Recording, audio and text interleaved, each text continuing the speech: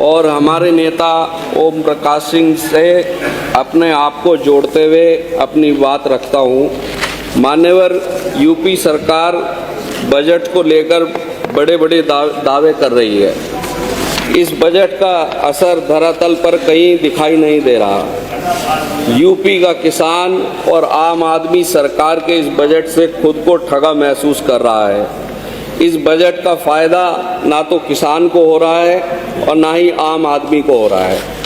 अभी मुझसे पहले हमारे नेता शाहिद मंजूर साहब, वो पश्चिमी यूपी से आते हैं, वो भी कह गए कि इस बजट में पश्चिमी यूपी को कुछ नहीं दिया गया।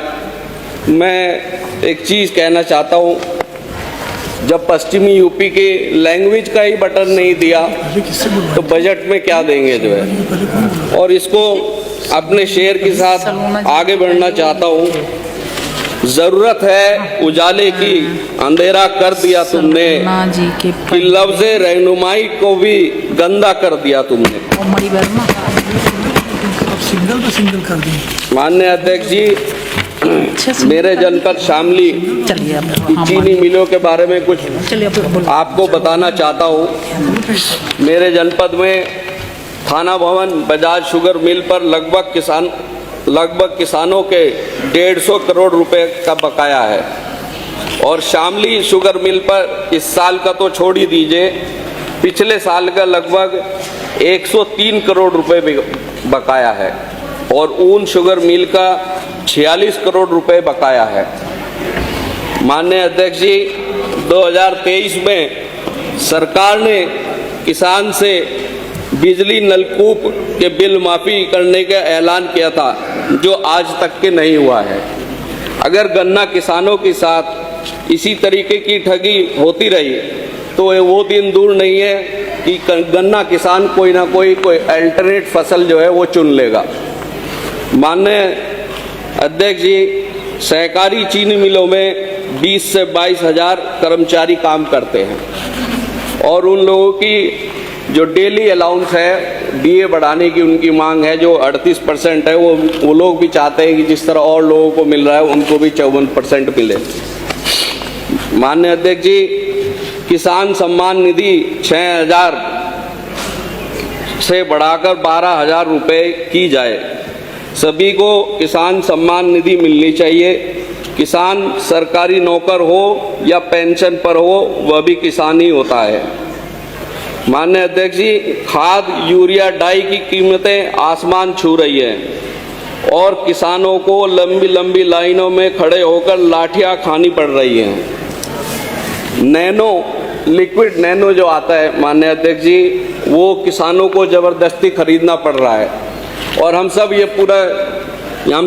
जानते हैं, जितने भी यहाँ पे हमारे विधायक बैठे हैं, कि ये नैनो कंपनी किसकी है और किस लिए किसानों को ज़बरदस्ती खरीदना पड़ रहा है। एक पोटाश की कंपनी है जो हमारे ज़िले मुजफ्फरनगर में है, वो भी किसकी है वो भी सब लोग जानते होंगे। तो किसानों को ज़बरदस्ती ये चीज़ें इतनी महंगाई होते हुए खरीदनी पड़ रही हैं। 50 किलो का खाद का जो कट्टा आता था, वो जो है 45 का कर दिया, और 45 के बाद भी इतना महंगा कर दिया। माननीय अध्यक्ष जी, अभी 4-5 महीने पुरानी बात है, सहारनपुर के सहकारी समिति में जो नौकरियों को लेके जो गबन हुआ, वो अखबार में भी आया और सबको मालूम भी होगा कि इसमें एक भर्ती में 20-20 लाख रुपए लिए गए, और 97 नौकरियों में से 70 को निरस्त किया गया। तो सबके सामने अभी भी उस पर जाँच चल रही है। माननीय अध्यक्ष जी, फसल जब किसान की नष्ट हो जाती है तो मुआवजा 85% नष्ट होने पर सरकार देती है, जो कि कम होना चाहिए। फसल नुकसान का 10% मुआवजा मिलता है। फसल नुकसान का मुआवजा कम से कम 50% मिलना चाहिए।